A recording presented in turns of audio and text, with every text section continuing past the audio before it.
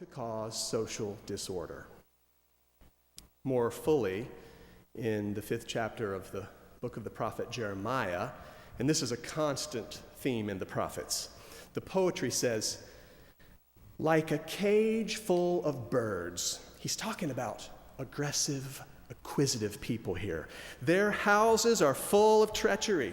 Therefore they have become great and rich. They have grown fat and sleek. They know no limits in deeds of wickedness. They do not judge with justice the cause of the orphan to make it prosper, and they do not defend the rights of the needy. So what the whole prophetic tradition really wants to argue is that the economy of Jerusalem was organized against widows and orphans and immigrants and poor people.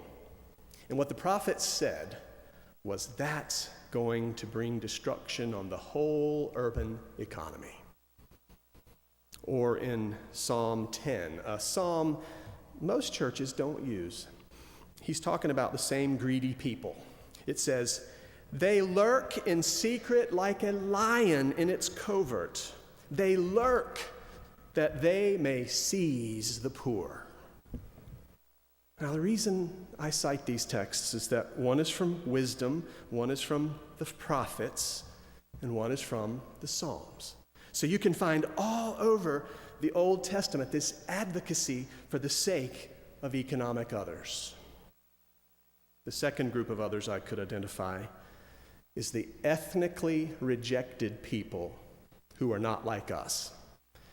And in the book of Deuteronomy and in a few other places, there are 7 nations that are regularly listed. It's a kind of stylized catalog, and some of these seem to have been made-up names. It's the ones where if you have to read this in church, you kind of stumble over them. It's the Hittites, the Amorites, the Canaanites, the Perizzites, the Hivites, the Jebusites. It's a perfect number of 7, and what the text says in Deuteronomy 20 is that you have to take these 7 nations and you have to destroy them. So there's a lot of destruction of people who are not like us. Now, what scholars say about that to help us live with it a little bit is that it's a very late text, and they didn't really want to do that. They're just simply using that to draw borders around the holy people and saying these other people are unholy people, and they're not to be taken seriously. But it is, in any case, a text of violence against the ethnically rejected. Or in Deuteronomy chapter 7, speaking of that same list of 7, it says, make no covenant with them and show them no mercy. Do not intermarry them with them, giving your daughters to their sons or taking their daughters for your sons, and so on. And in Deuteronomy chapter 23, this is a hard text. It's a list of people who can't enter into our worship. I don't know if you've been to rural Anglican churches in England, but in many of those rural Anglican churches, there's still a list in the narthex of people who have practiced all kind of sexual disorders like incest. And it says all of these people are prohibited. So that kind of feeds the church's exclusionary tendencies. So it says no Amorites, no Moabites, no Edomites, no Egyptians. That's all they could think of. But before that, and this is PG-13 for just a second, it says in the first 2 verses of Deuteronomy 23, it says, no bastards, and then it says, and no one whose testicles are crushed. You keep peeling away all of the people who are unlike us. And before you know it, there's a very few of us left who are qualified.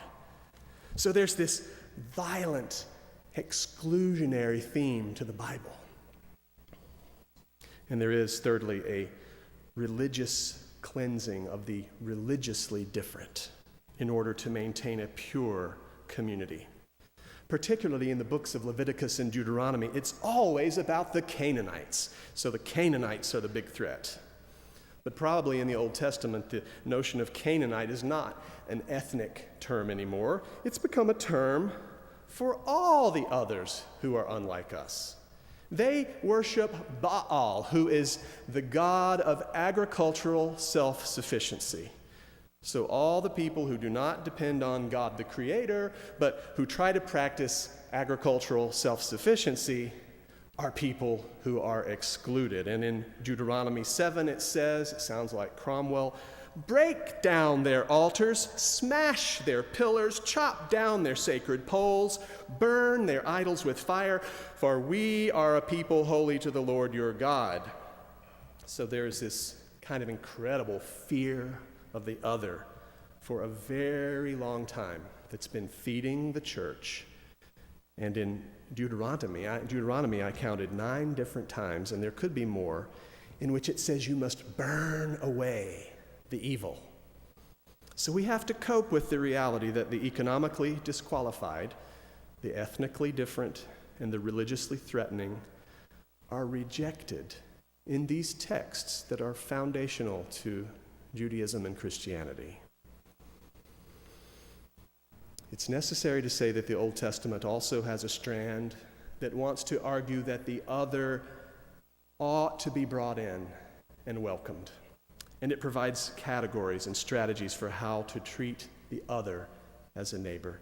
So in the 24th chapter of Leviticus, and isn't it interesting that the so-called Bible believers in our society never quote these kinds of texts? It says, so you shall have one law for the citizen and the immigrant. Or in Leviticus 19, when an immigrant, sometimes is translated alien, resides with you in your land, you shall not oppress the alien. The alien who resides with you shall be with you as a citizen among you. You shall love the immigrant as yourself. We usually translate in a different text, you shall love your neighbor as yourself. But this is more radical. You shall love the immigrant as yourself, because the text says, you were immigrants in the land of Egypt before the Exodus. So what these texts do is they play on the memory of the Exodus, reminding them that long ago we were people without a land, and we had no social, political identity at all. I don't know whether you've heard the story, but once Franklin Roosevelt was invited to give an address to the daughters of the American Revolution. And you know the DAR are the kind of first families of rich pedigree. And Franklin Roosevelt was at his most puckish, and he began his address to the DAR by saying, "My fellow immigrants." This is what the text is saying. We are all immigrants at some point, and therefore immigrants ought to be welcomed. Now, in the book of Deuteronomy, the one that talks about smashing all this stuff, there are extraordinary texts about the widow, the orphan, and the immigrant, whom we may take as representative for the vulnerable other. The 24th chapter of Deuteronomy, it says that if you make a loan to a widow or an orphan who has only one coat, you cannot take that coat as collateral for a loan. Well, if you take it as collateral for a loan, you can have it as collateral for the day, but at night you've got to take it home to them so they can sleep in it and they won't get cold. And then you can pick it up again the next morning for collateral. Can you imagine doing that with a 30-year loan? Picking it up every morning and taking it back every night. I think they want to make it inconvenient. Or at the end of Deuteronomy chapter 24, there's a law from Moses that says, when you thresh your grain, do not go back and pick up what you dropped, but leave it for the orphan, the widow, and the immigrant. When you harvest your olives, do not go back and pick up what you missed, but leave it for the orphan, the widow, and the immigrant. When you pick your grapes, do not go back and pick it up, but leave it for the orphan, the widow. And so they named the 3 great money crops of grain, olive oil, and wine. And then they repeat the mantra of the economically vulnerable. And the law ends by saying, for the Lord your God brought you out of the land of Egypt. One scholar has said that this law at the end of Deuteronomy 24 is the first social safety network, the first social safety net in all of history. They knew there were vulnerable people who didn't have resources, and they made provision for them.